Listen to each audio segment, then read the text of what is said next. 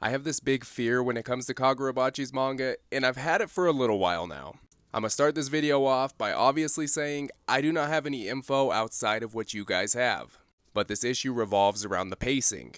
Now, me personally, I love fast paced things and things that just keep the story moving so it doesn't get redundant and just kind of like go stale, if you know what I mean.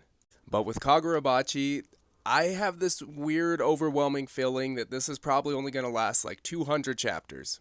And now, don't get me wrong, that's a very decent amount of chapters for a manga, but something this good, I really don't want to see it end too soon. Because if this does end up being the case and it only goes to about 200 or so chapters, we would already almost be halfway done with this manga. And with where we're at in the story, I could definitely see Hokuzono being able to wrap this up in about 100 chapters or less. Now, I grew up with Naruto, One Piece, and Dragon Ball, and we all know those mangas are insanely long, and One Piece and Dragon Ball are still going. Obviously, with Dragon Ball, it's a different story, and I guess the same could be said for Naruto with Boruto. Now, I grew up in a generation with long, drawn-out stories, and this new era, they end the stories rather quickly. And rather abruptly, because we saw with JJK, it was like a month's notice, and there's been like 4 or 5 other mangas that have done the same thing in the past 2 years.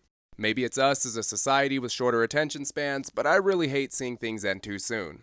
And maybe this is just some like pent-up trauma I have, but I really hate seeing things end in general. But I love Kagurabachi, and I'm hoping that they draw the story out a little longer than 200 chapters, but that's just me. But have a good day, peace.